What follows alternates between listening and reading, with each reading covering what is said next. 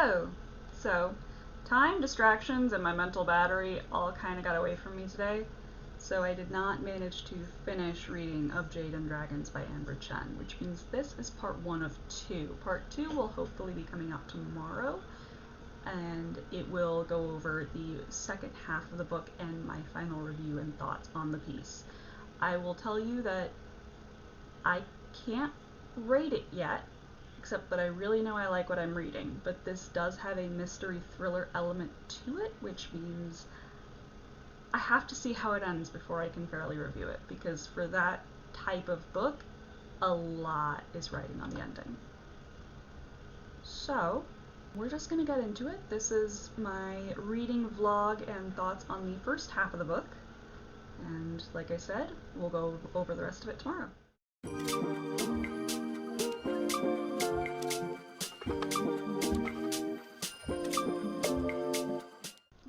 Okay, good morning YouTube. It is 10:04 in the morning. I just got out of the shower. I haven't even brushed my hair yet because,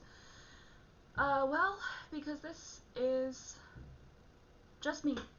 I'm just in my office. I'm going to start reading. I've got a lot to get through.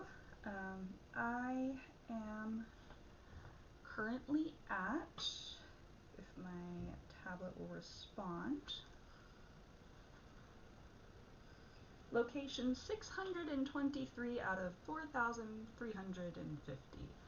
This is formatted as a Kindle document. It's not a book per se, but it does sync my progress across devices, and it says that I'm like 10% of the way through, or 15%, something like that, as my rough napkin brain math says. So, I've got my coffee. I've got Gatorade Zero orange flavor. I've got electrolyte lemonade. So we're hydrated, caffeinated, or we will be once we finish these, and we're gonna do some reading, because this book comes out tomorrow, and I really want to get the review done in time for the release day. See you in a bit. Okay, now I'm gonna stop before starting because I forgot. There's a line that I just got to, and I hope this is in the final book, because this is an e-arc, this is an advanced reader copy, this can be changed, but I hope this line is in the final book. Because our main character meets a prince, and he says, "You can call me by name," and she doesn't. She calls him by title, and he says, "It's sad when you have a name that no one will use." I hope that line's in the final book, because I love that line.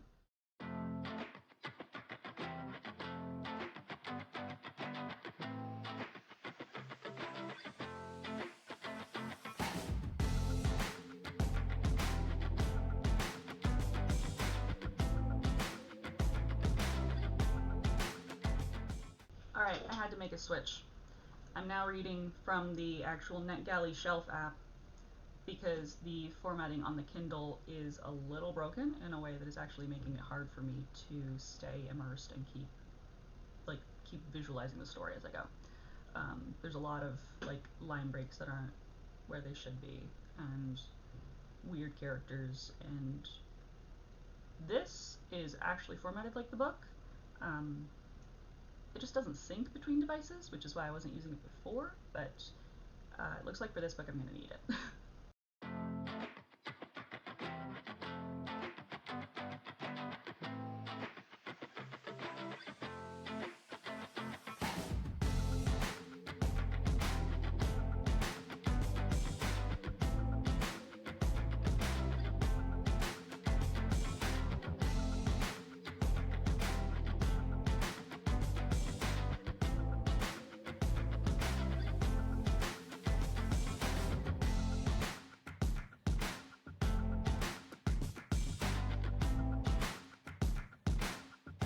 Alright. I really like the cover they used for the e-arc, and I really like the formatting. There's I really hope that this layout is what they kept, because it's got some really neat touches. I'm not going to talk about them in case it was changed before the final version. I'm just going to say that I really like this. Like, the layout and the attention to detail in the layout is really, really good. The writing is also really good. Right now, we're following our main character, Ying. She is pretending to be her brother, Ming, and she is going to enter the trials at the Engineers Guild. The author has put a lot into, like, showing the feats of engineering, which makes sense because Ying is an aspiring engineer.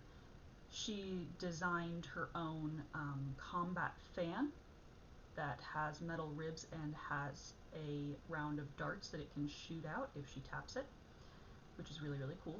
She designed her own glider that can pop out of a backpack and let her go from a steep plummet to gliding along as long as she has an updraft.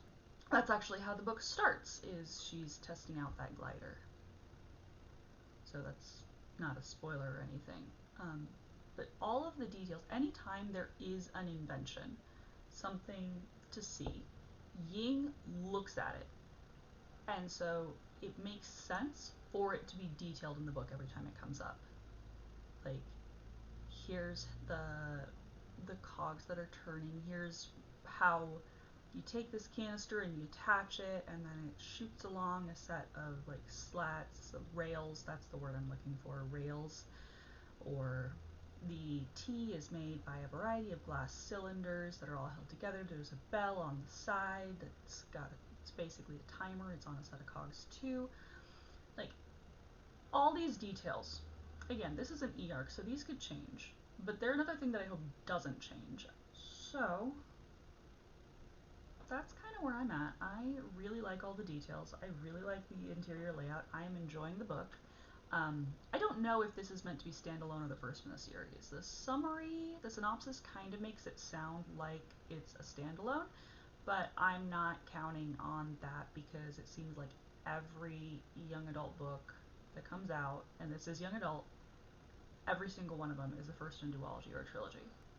I just hope it tells a satisfying story on its own, which is possible to do even if it's part of a duology or trilogy. So let them burn. I gave it 5 stars. It's the first in, I believe it's a duology, but it ended at a place that it fulfilled the arc that it was telling and set up for the second half of it very, very well. I'm also seeing in this book, I'm going to have one of the struggles that I had with A Magic Steeped in Poison, which is the classism in this world is going to kind of make me want to rage.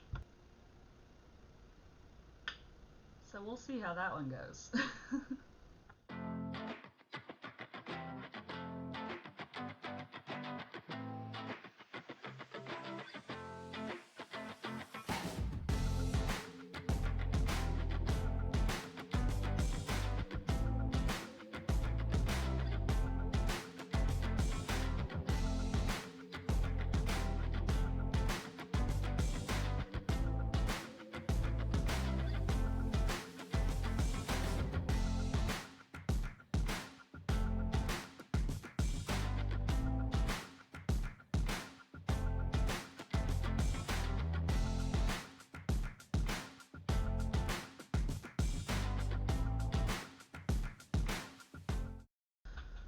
So it seems like why I haven't been familiar with most of the Chinese that's come up in this book.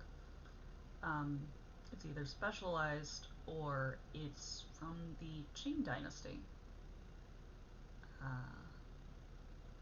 which at the start of the Wikipedia article says the Qing dynasty I can read. The Qing dynasty, 1644 to 1912 of China, developed a complicated peerage system for royal and noble ranks. The word I was looking for was Beile, B-E-I-L-E. It appears 21 times. Complicated indeed.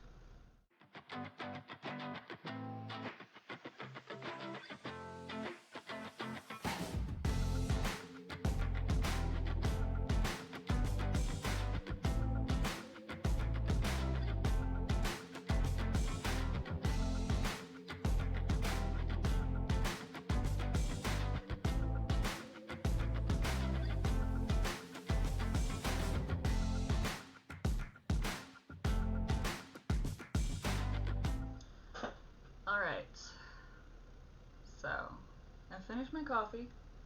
I finished chapter 5. These are longer chapters. I'm just about at page 100.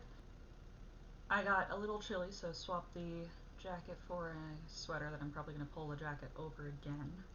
Apparently we're having record temperatures in the state right now, but AC can still make it cold. How about that? Wonders of modern technology. So I'm going to pause for a bit. Got a bit to catch up on and a bit other to do, and I'll be back. Not me remembering at noon that one of the things I was supposed to go do was eat breakfast. So now I've got a bowl of oatmeal next to me. But before I dive into the oatmeal, I really wanted to stop and get this out because I realized this and it made me really happy. This book feels like the natural successor to Tamara Pierce. This book feels like OG Tamara Pierce. Ying going to Faye feels like Alana or Keladri or Dane arriving in the capital of Tortal. The plot, her disguising herself as a boy to get into the Engineers Guild, is even so parallel with Alana's original arc, but the way that it's presented and the details that are chosen very much feel like this. It really feels like OG Tamara Pierce. I get this feeling like the author did read Tamara Pierce as a child or growing up, because it really does have that same vibe. That makes me really happy because I read a lot of fantasy. I read a lot of stuff starring women.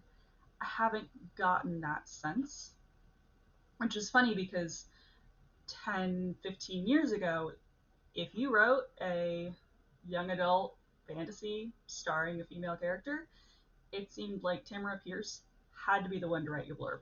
I think she even wrote the original blurb for the first edition of Throne of Glass. So it just is really nice to find someone who, yeah, this feels like a new Chinese Tamara Pierce novel.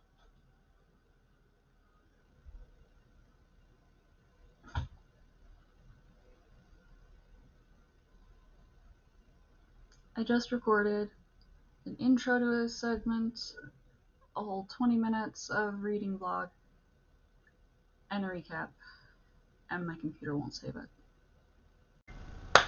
Right, gonna try to recreate what Clipchamp just didn't save. Great. So we're now several hours later. We're some food later. We're a couple more coffees later. We're a couple errands later. And we are, what are we? We're about 50 pages later. So at this point, I've finished chapter 8, and I don't want to imply, I don't want to take away or suggest that Amber Chen is not writing what she wants or writing to her strengths, because she clearly is. I'm not trying to imply that when I say this is like a new Alana. I'm not trying to take away anything when I say that it's like she is the successor to Tamara Pierce. That feels a little weird to say because Tamara Pierce is still with us. She's just not writing as much. But what I mean, and I mean this sincerely, this feels like a new Alana. Replace magic with steampunk technology, and replace medieval-ish Europe with a steampunk fantasy Chinese-esque society. And I love it. Trying to make videos with a cat. She has no idea she's about to get yeeted so I can read.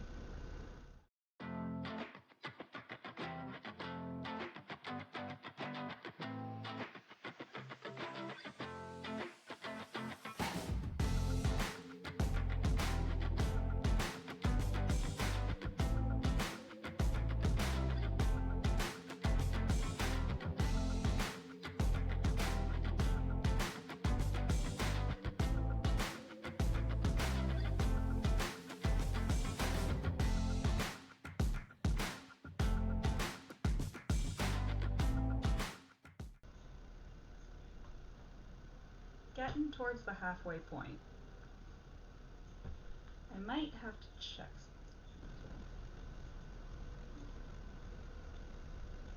something. Getting towards the halfway point. Just finished chapter 11 on page 202 out of about 476. This does not have a glossary or cast of characters or pronunciation guide or any of that at the back. It actually just ends with the acknowledgements, like, well, like most books. It's really getting good. Like, it was already good. But the thing that is different about this from one of Tamara Pierce's books, from Alana's books, is this is also a murder mystery. And the mystery's heating up. Quick thing, I have been including, like, vlog type, like, time lapse of me actually reading. I'm gonna stop that because it's 6:32 and editing those is taking a really long time. And I cannot keep reading past a certain hour because my brain will not function, and I really want to get this up tonight if I can, early tomorrow if I can. So we're gonna stop that. We're gonna I'm just gonna pop in with my thoughts and then come back with the full review at the end. Bye. This is not, I mean, clearly this isn't going to be the most popular of opinions, because if this was a popular opinion, then we wouldn't be seeing it in so many books.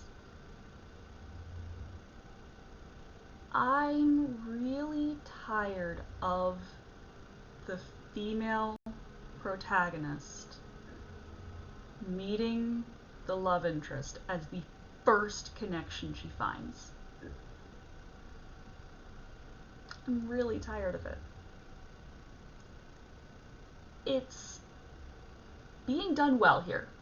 I'm not complaining about the execution or about the characters.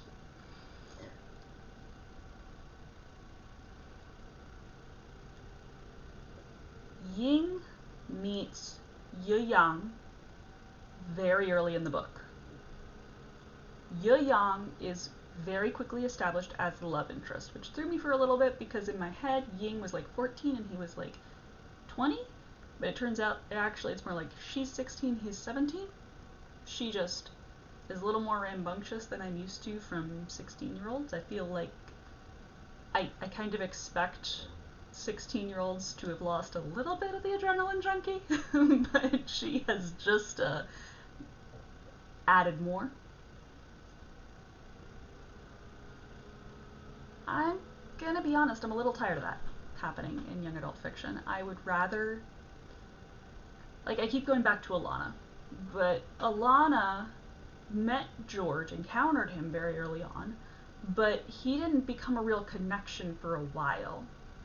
And her first connection was really Jonathan. And Jonathan was a possible love triangle element until he did Jonathan things and ruled himself out as ever being a husband to Alana. So that's my gripe.